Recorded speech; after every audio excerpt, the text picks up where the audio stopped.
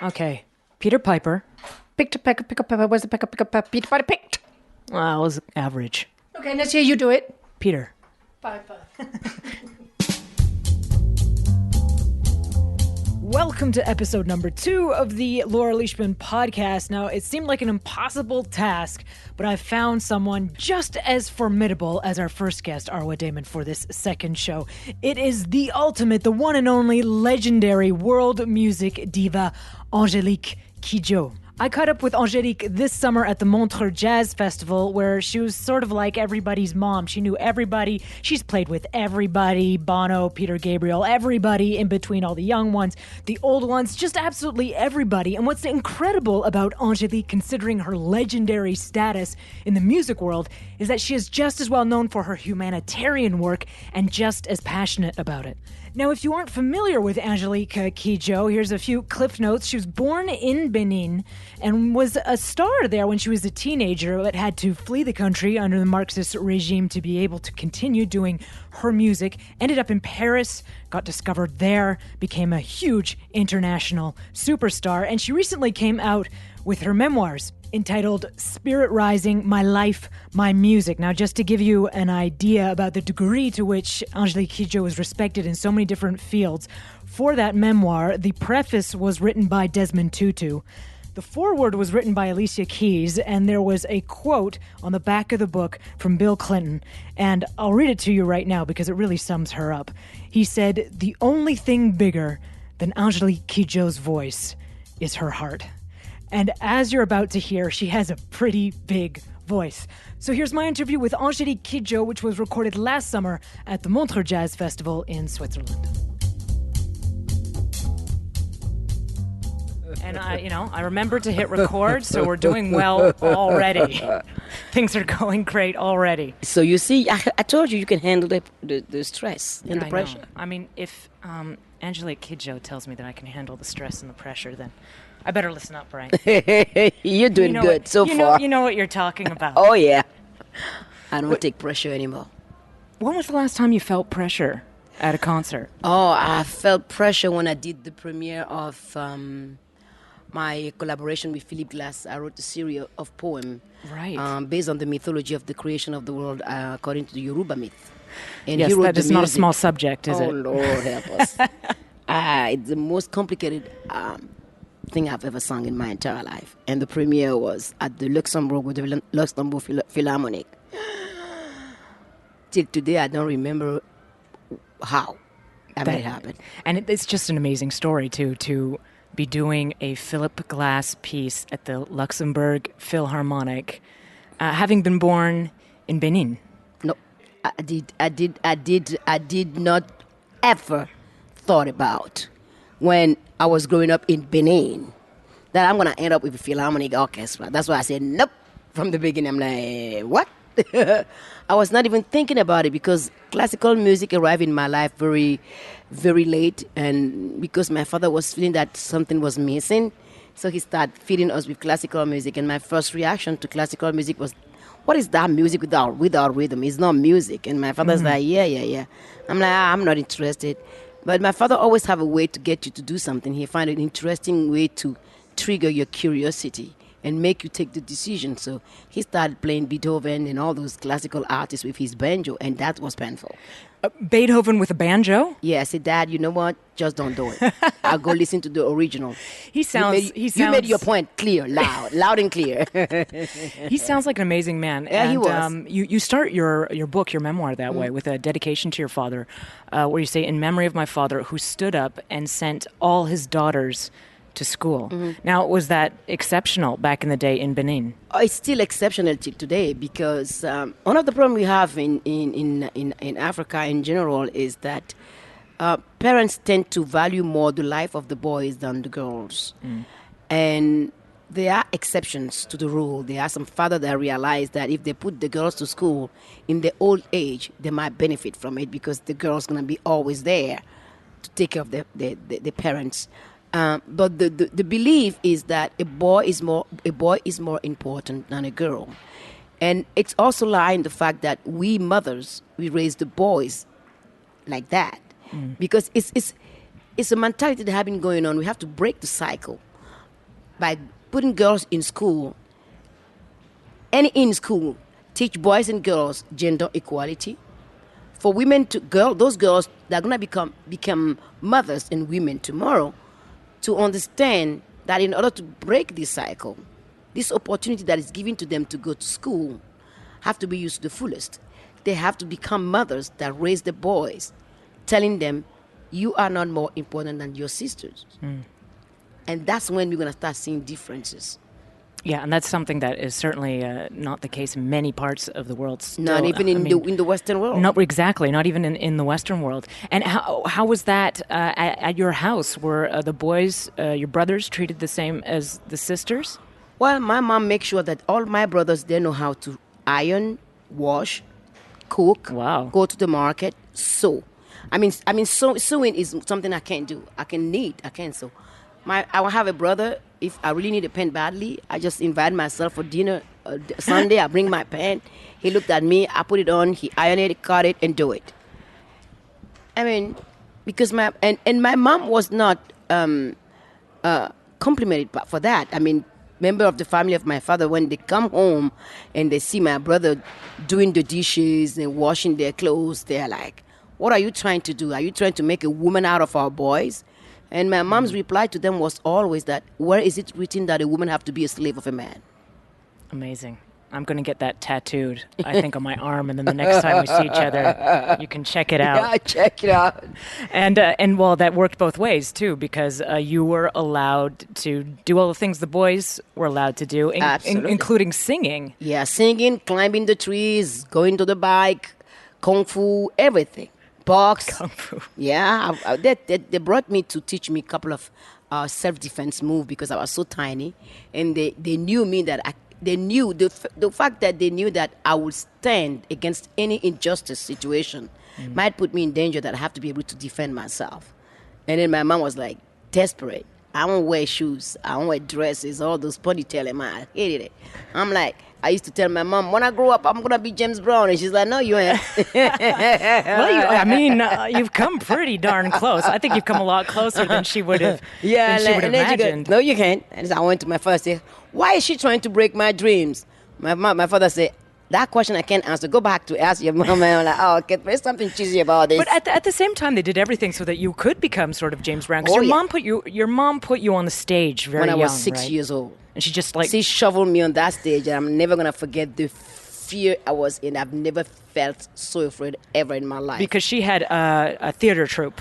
And I was like, this place is packed. I'm gonna make a fool out of myself. And I was shaking. And then the public thought I was acting. So they start laughing. I'm like, oh, guess what? I can't see them. I guess they can't see me too. And then you were hooked. Oh yeah, I'm singing. I want to do like I do home. I do because I was a little clown, because I was making everybody laugh. See, I'm going to just play my part here. And I did this. And I came back out of the stage and I go, this feels so right. They feel so good. And that's it. I get the bug. And I loved the story in your book, too, about when you started singing with your brothers. They had a Jackson 5 type of troupe, right? Yeah. My brothers decided to have a modern music band. And at that time, with one salary, I don't know how my father made it happen. I think he took a loan and bought all the instruments. I came back from school one day, and I saw all those instruments hanging in the middle of the house, smelling plastic. I'm like, what in the world is this? And me, I'm so curious. Sometimes my curiosity have put me in danger without even me being aware of the danger. And I was trying to put my finger under the plastic to him, and my father said, don't touch it. I said, but Dad, what is that? He said, you're going to see it in due time. I'm like, and I have no patience. When I want to see something I want to see, I start bugging everybody. And my mom said, hey, please, can you open these boxes for her to get off my hair? And my father said, after lunch. No, actually, after school. I'm like, no, Dad, please. No, that's forever after school. So my brother came home, and they clicked immediately, and they start opening up. Then my father couldn't say anything anymore. So for the first time, I was like, what are those things? First time I saw an electric guitar, electric bass, a keyboard, a drum set. I'm like, I look at the drum set, and my brother starts setting it up. I'm like, well, how many people play the drums? He said, one person. I said, one person playing all these things? nah. How many legged arms you need? And he stopped and I'm like, if he can do it, I do it. I tried to do it once and I went to bed and I couldn't stay still in the bed. I'm like, drummers are crazy. That's all I have to say. So that's how really basically I start putting together the sounds I was hearing on the LPs with the instrument. Because the only instrument I knew till that time was just traditional instruments. But the LPs were ones that were imported Absolutely. From America? America, from Europe, from all around the world. And what were From they? Cuba. What were the LPs that you were listening to back All then? of them. Every LP. I mean, my brothers, the gap of age is 10 years old. I mean, they were older than me. So basically, I started being interested in English and other language because of the songs, because I want so badly to sing them. So it goes from name I don't even know anymore. The songs I just know them. I mean, James Brown was home. The Beatles were home. All the band of the 60s were home. Right. French music was there too. Salsa from Cuba was there too. Music from around the world were home. And at one point, I just stopped asking myself, where did this come from? I just listened to it. Right. Oh, which is an amazing way to get an appreciation of music from everywhere. And my brother was like, get out of here. Why are you sitting in our living room and playing all those music? I'm like, I'm going to listen to it. And as soon as I listen and I know the song, the next painful part was for me to stand in the middle of the house and belt it out. Oh, amazing. And it's not English. My mom is like, she get tired of telling me, can you shut up? So she would put cotton buds in her ears. I'm like, you still listen to me, Mom. And so I guess someone had the idea, well, she's going to sing anyway, we might as well put her on stage. But at one point I decided, when I turned 15 and I realized, I mean, I've been told the story of slavery when I was 9. I could not fathom that. I could just not put it together. I'm like, why my mom and dad are telling me there's only one human family, that we owe each other respect and love, and I'm like, I don't believe that. Then I turned 15, and I saw Nelson Mandela on TV talking about Nelson Mandela in jail and apartheid, and I was just like, it's like somebody just dropped a big block of stone on my head. You weren't aware before that apartheid existed. And then suddenly it brings back the memory of slavery. I'm like, why us? And slavery, which was particularly present in Benin. Oh, yeah. Pretty much. That's where most of the boats loaded with slave left to go to Salvador de Bahia. I mean, Salvador de Bahia in the northeast of Brazil is the only city in the world where you have like 70 to 80% of the population is black out of Africa. And then it just go wonder why? And why should you dehumanize another human being and profit from it and never have the courage to recognize that you have committed a crime and you continue committing the crime in different ways, because from that it gives you access to the wealth of my continent, and we're still economically under slavery. And how did you view that once you left Benin? Because you left once it turned into a Marxist regime. Mm-hmm. You couldn't play your songs anymore. I couldn't anymore. sign my music. I couldn't do whatever I want to do. And I'm like, one thing that I've been told by my father was that as an artist, I should not be linking my music to any political party, because they come and they go. So in order for me to keep my freedom of speech, I refuse to write any music that will praise any party in power. So it becomes impossible for me to live in Benin, and it becomes a liability also for my father and my parents. The trust have been broken by the paranoia that had been installed by the communism regime, where you can't trust nobody, nor your brother, nor your mom, and nobody. Everybody that comes to the house becomes suspect. So I couldn't take it anymore, so I have to leave. So I left and come to France, and I was expecting that being the country where human rights have been written, and that it was going to be okay. And I realized that racism exists everywhere. And then that what is said in a book might not be the reality when you get to the places. So I have to deal with it. And I'm lucky enough to have been raised by parents that never instill in me hate or violence. Even though I asked the question when I was a kid to my mom, why hate? Why people hate one another? And my mom said it's because hate is easier than loving somebody. To be able to love somebody that is not your brother or your sister is because you're comfortable in your skin and you love yourself enough, not seeing the other person as a threat, but as a human being equal to you. Then you are able to give that love to. But to hate somebody, you don't need nothing. You just have to decide that something on that person is bothering you, and you can hate that person from that day on. And it's from that moment on, it was simple and complex for me to just maneuver in the world. You don't like me, it's your business. You don't like my skin color, it's your business. I don't want to be in your misery life, don't be in mine. That's Okay. it. And when you got to France, you eventually had some success there and then left to America as well. Did you find it different when you got to the United States, or the same? Oh, the United States is a different place. No other place is like the United States, and no other place is like France. It's very difficult to compare two different cultures. In France, I always have to justify myself because I've been colonized by France. You are seen through the lenses of colonization, and because you are seen through the lenses of colonization, the dehumanization is still there. They feel entitled to tell you what to say, what to do, how to dress, how to sing, whatever you want to do. A coffin is already prepared for you, because they still think that they own you, and it's still to today. Sometimes they say it's the past, it's the history. The history is gone. Are we still colonized or not colonized? And I don't have that in America. Don't have to justify anything in America. They like my music or they don't like it. That was just simple. It's simple enough for you to maneuver between yes or no, black or white. That's it. We like your music, okay. You don't like your music, you take your business somewhere else. But the complexity of America is segregation. Segregation is still till today. I mean, everybody say, I want to go visit New York. New York is the most segregated city in the world. And people don't say it because they don't want to see it.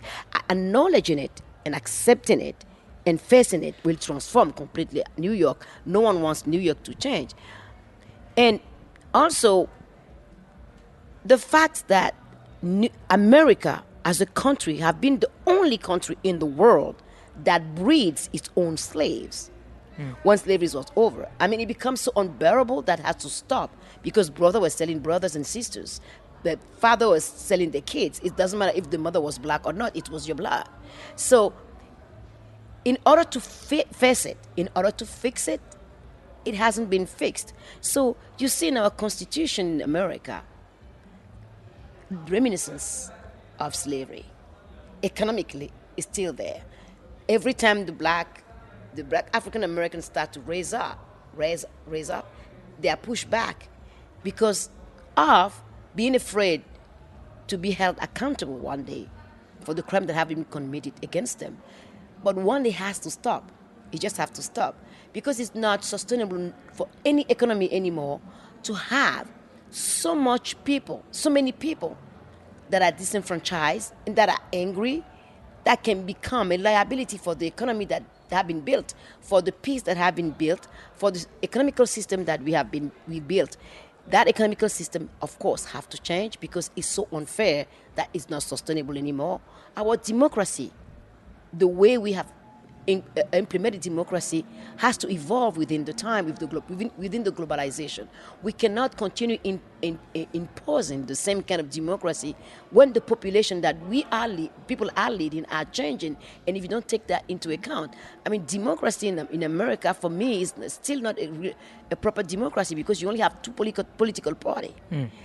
And we're seeing the consequences of that in some of the extreme choices. Let's not go there because it's too depressing. I don't want to talk about it. Let's not talk of such depressing things in such a beautiful setting and with such beautiful music around us. Now let's talk a bit more about the music. So you arrived in Paris, and you met your husband Jean in Paris, who was part of your group, and you did the jazz clubs, and you eventually got discovered by Chris Blackwell and the people at Island. When you hadn't had much success getting the attention of the labels in Paris. No, but we start really having success in clubs where we were playing.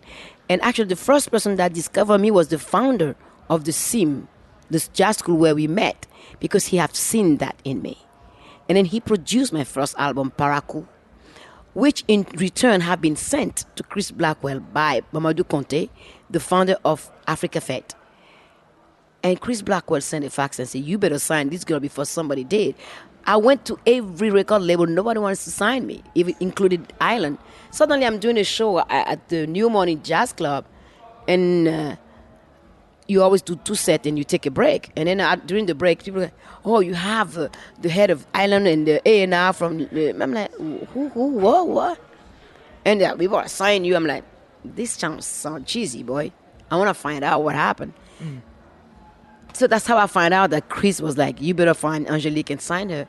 And that was the beginning of everything. And for people who don't know who Chris Blackwell is... the founder of Island Records, the one that discovered Cat Stevens, U2, produces Bob Marley for many, many years, Grace Jones. There are too many names to mention. Yeah. And so this was like a huge break. And I also I loved the story in your book about Timothy White, and he put you on the phone with a certain Mr. James Brown. And I mean, well, coming back to the story you were telling in the beginning, that your parents said you're never going to be James Brown. I did an interview with Timothy White, the former editor-in-chief of Billboard. He passed away. And for me, it's a loss that I never recover from, because he was one of those rare persons that understand what I was trying to do with my music. And I did this extensive interview with him. I was doing a promotional tour in Europe, and I was in Amsterdam. And the record company, the only time he has was in the middle of an interview that I was doing with a huge newspaper there. And I was in the middle of the interview, and somebody came and said, your interview with Timothy White is on the phone. I said, tell him to call back. And the journalist said, Timothy White? Oh, no, I'll wait. Go talk to him. Wow. I'm like, okay. Yeah. So he was listening to the interview, and then he said to me, when you come back, let's meet. And I talked to him about James Brown, everything. And it's true that I started really paying attention in learning English, to speak English through James Brown.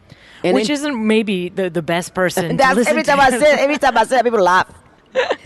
So I arrived, and he put me in contact. He was showing me the office, and the A&R of Island in America was in the secret of it. I didn't know. And then suddenly they say, Miss Kidjo, there's somebody on the phone for you, Mr. Brown. I say, who? Mr. Brown. And I said, no. And then the lady Peggy from the record company said, you should take the call. So I went and took the call, and then my jaw, I almost fell over her. I'm like, James Brown on the phone. I could not believe What did he actually say to you? Oh my God. He said, how are you, little girl? I heard you love my music. And you learn English. He has such a thick southern accent. Then we start singing. He starts singing and start playing the guitar. Say loud. I'm like, just like. And then he goes, this is good. And after that, I met him a couple of times, festivals, and he always welcomed me. I always said, come and stay in the dressing room. He has always been so gracious with me. And also, that song that he sung to you, Say It Loud, I'm Black and I'm Proud. When you first heard that song, were you still in Benin? Oh, yeah. But I didn't understand anything about it. Right. Like, were you aware of the civil rights struggle in the United States?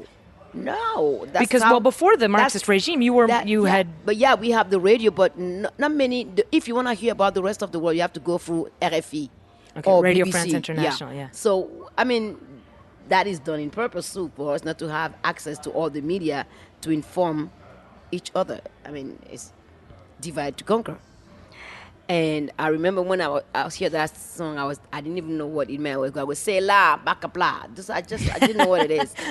But I had the chance 3 years ago to do a tribute show to James Brown at the Hollywood Bowl with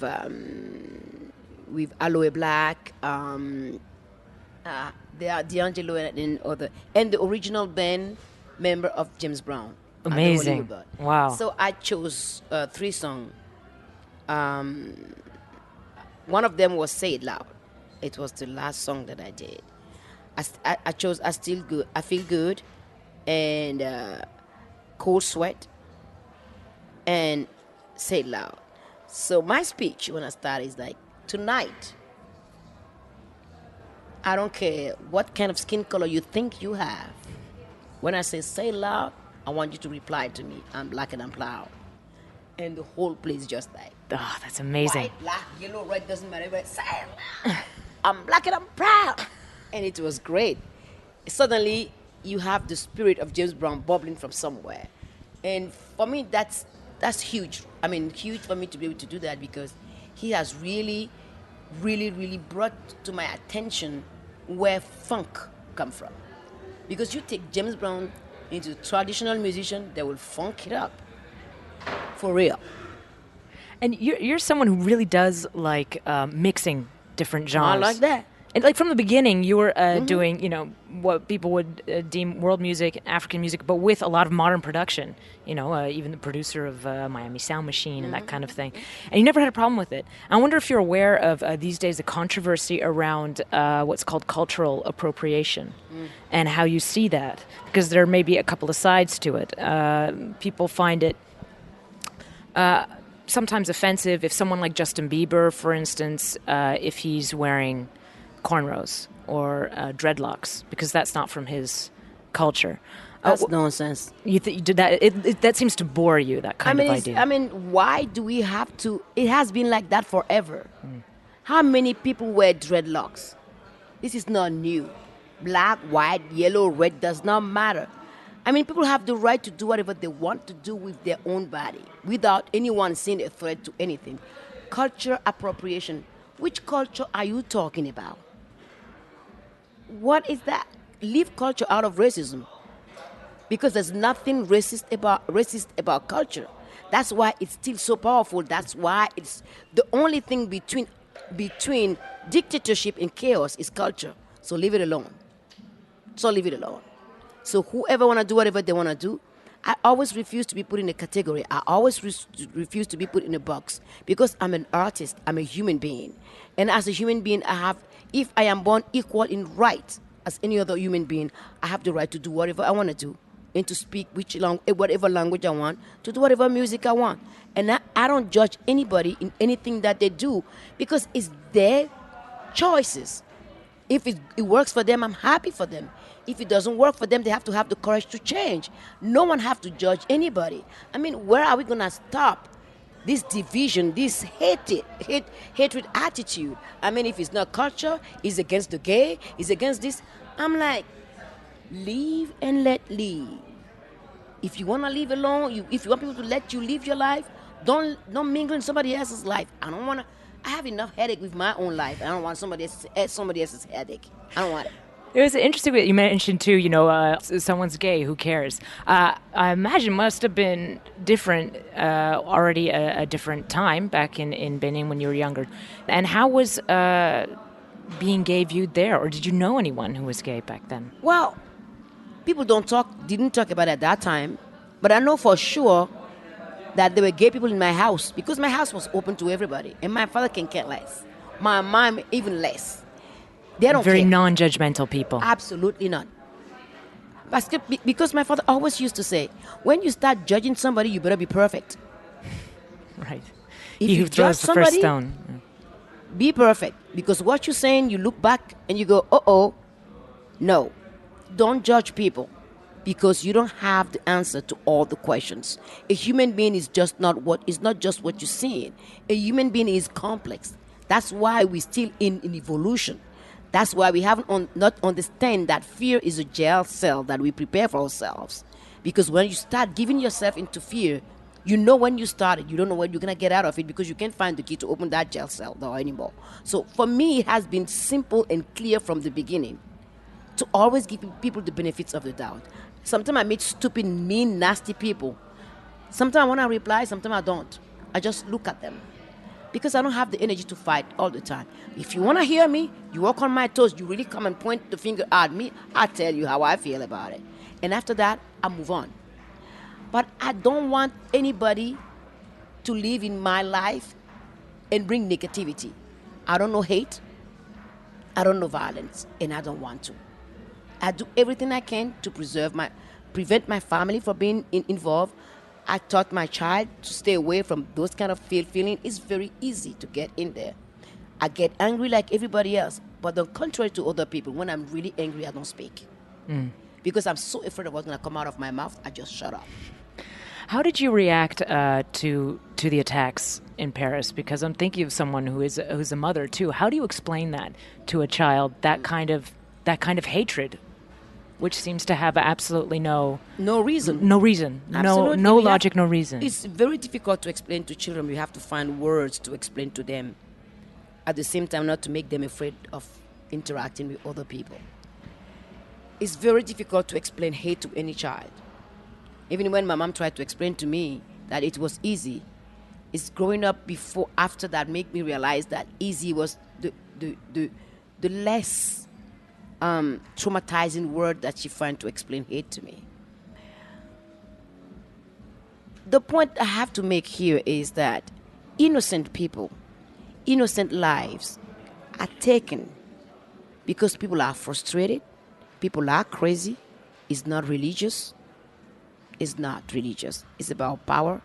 It's about I won't say power, it's about powerless. Because if you have a point to make and you know you can win that argument, you don't need violence. And people that are killing is because they have the feeling that whatever they want to say, nobody's going to listen to them. That doesn't justify killing. I refuse you to come and bomb innocent people. If you're really a man, if you're not a coward, you won't kill like that. You won't kill your own people. Today it becomes completely blind killing because they are losing. The message that they are spending so much time trying to praise there is going to have to stop. The problem we have though in Europe and in all those developing countries is that we have managed to create a society that disenfranchises people, the young kids. They don't belong. Adult that doesn't belong.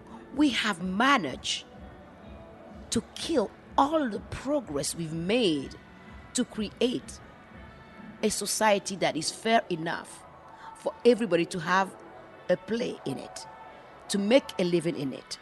And it's going to get worse because more and more I'm seeing machine replacing people. Imagine you check into the hotel and you don't have anybody to talk to. Oh, it happens. That already exists in some places. And something happened to you, have nowhere to go. There's a fire, there's nothing you can do. And we just sit there. And who profit from those machines? Why can't we as society refuse to deal with machine? Are we so blind about the consequences that are going to have on our life? The only power we have to stop this nonsense is to spend our money wisely, to boycott every company that will not respect their workers, that won't do equal pay, equal diploma, equal pay between men and women. We are not doing anything, we just talk. Talk is cheap, action is expensive. Why don't we put our money where it's worth it? To prove that the only way to stop violence will come from us, not from the leaders. Because as long as there are conflict like that, they make money. They sell weapons. They sell the plane. And sometimes I just sit and go, really, you selling all these things into the Middle East countries just to create few jobs here? Be careful. Because those guns that you sell far away come back and kill people in your country. So there's no logic in the economic system that we live in but profit. And profit kills every day. And give kind of quote unquote legitimacy to those crazy people that are killing. I don't want them to have any legitimacy. I don't want to see them. I want them to stop. And in order for them to stop, we really have to find the right word to speak to our children, for them not to be tempted by the propaganda of those people that want our kids to die for nothing. And also too, it's interesting that people have that philosophy of the killing too. One of the first things they do is they kill art. Do you find that musicians these days are engaged enough, or are you? No. Yeah, no, that's a very clear answer. No. Okay. No. I mean, not only musicians, a lot of artists. I mean, the artistical world is not engaged enough. Some people do some things, but we all do things in our corner. We are not. If we federate and come together and start doing those music that those young kids listen to so much and talk to them, they will feel less left behind. But we don't care. Selfishness. Well, some people care, but not all of us care. Well, let's put a light on the people who do care then. Who are some of the people you do find? I'm not talking about it. Oh, you don't? There's no one you really find inspiring at the moment who's really engaged? I think that Peter Gabriel was the first one with Amnesty International, because everything started with human rights. Everything. Because if we are not free, there's no free market. Right. There's no humanity. There's nothing. Freedom is the essence of a human being. So he have understood and have started his foundation called Witness from the beginning, because he's a geek of technology, giving camera to activists to denounce breaching in human rights, not talk about it, have the image, then we can prosecute them. So for me, Peter Gabriel is number one on my list. Then you have Bono, that brought to the table the issue of the debts of the African countries. We have no debts. Nobody pay us what they take from us. Why do what for are we in debt? I want somebody to explain to me.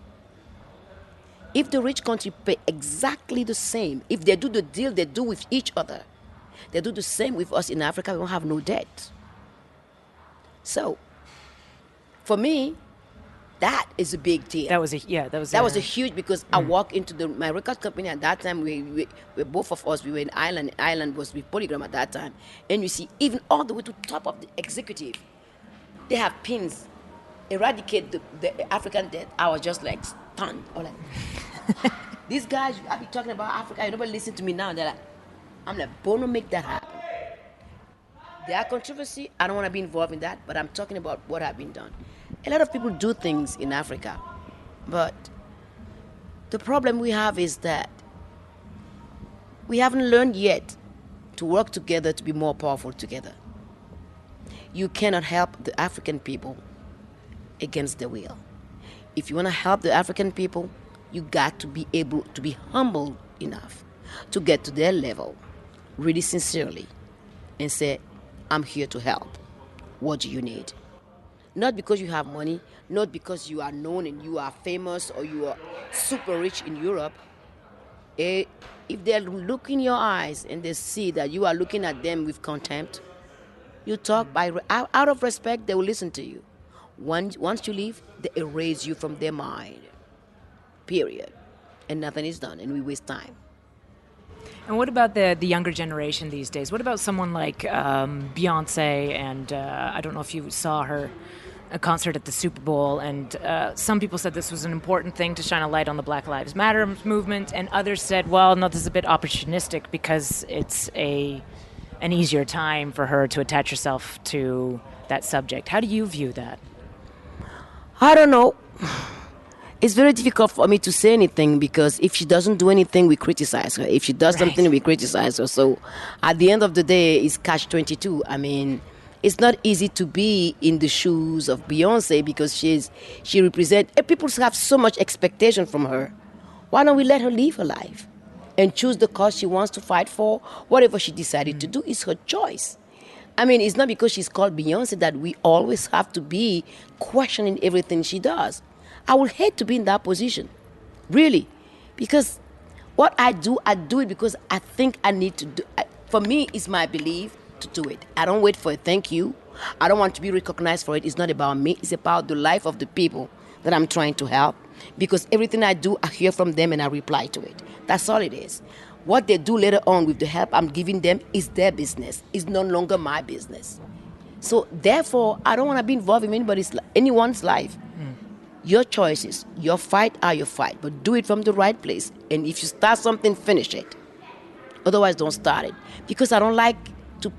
The idea that somebody will be playing with people's life is something I can't stand. You can play with a toy, but a life you can't play with.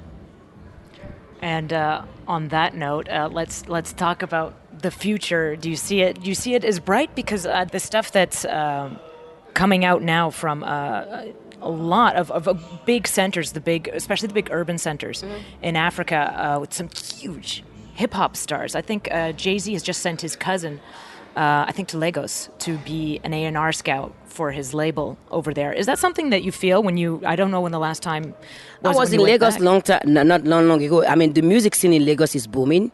Not only there, in Kenya. That's why I'm doing this show that I'm doing, to expose those young musicians outside of Africa, because there's a lot of things going on. Beyonce is there, Jay-Z is there as a business guy, right? So the question is, from me to him, is he gonna bring the artists from Africa on the same level as him, or it's just gonna be scapegoat? They're gonna be used. They're gonna take the sound and make something and then leave us again hanging.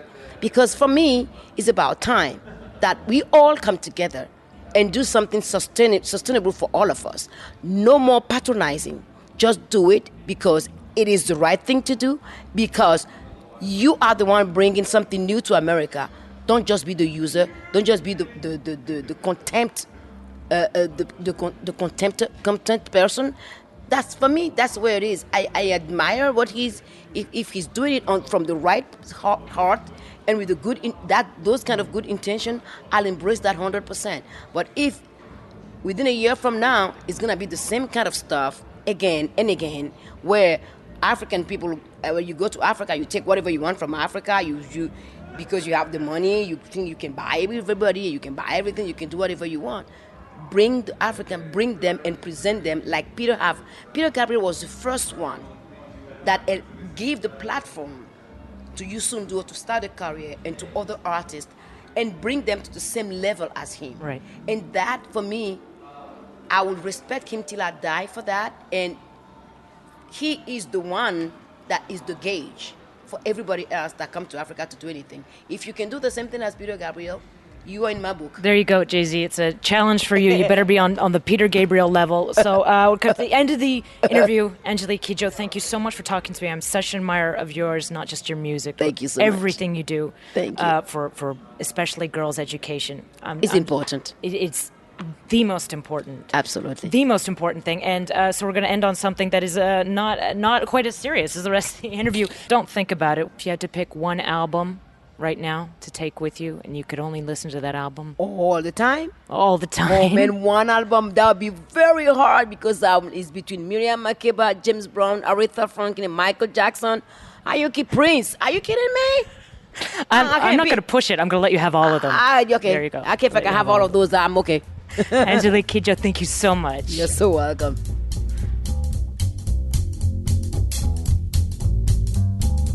So that was my interview with Angelique Kidjo from last summer at the Montreux Jazz Festival. As I said at the beginning of the show, a formidable lady. And I'm with another formidable lady, my mom, to review the show. So what did you think of Angelique Kidjo, Mom? Oh, you think I'm formidable? Really, love? You are. I'm scared of you, Mom. Good. That's good. I thought she was an extraordinary person. Really, really impressed with her. Most interesting person. And what impressed me was, now you said I'm formidable, Laura, I could tell that she had been hugely influenced by her parents, which I found slightly scary, but obviously had a huge influence on her life in that they were very open. Why did you find it scary? Well, because I'm a mom, and you think of the responsibility as a parent. Oh, I see. Okay. Yes. Yeah, all this, what I am, is all your fault, Mom. Oh, God, help me. God. Gee, thanks. Yeah, so she was very influenced by her parents. And I thought, well, just absolutely amazing. I don't know a lot about Benin. As you know, your sister spent a little time there with a charitable organization. And it just struck me that she had so much character, so much, yes, very forceful. And you listened to her, didn't you? You really listened to her. You couldn't help not listening to her. And she still had such energy. I don't know how old she is, but she said she's Well, no one's as old as you, Mom, so... Getting up there. So she was getting up there. No, I thought she was just amazing. I don't know anything about her art or her music or her songs or anything, but just as a personality, you said she's done a lot internationally. Oh, yes. She's worked with every single huge humanitarian organization, it seems like. I don't think there's one she hasn't worked with, especially focused on girls' education. Yeah, quite remarkable person. Yeah, I was very, very, very taken with her. So we're 2 for 2, Mom. 2 approvals. Yes, 2 approvals, Laura. Better keep it up. Excellent. Onwards. Onwards and upwards.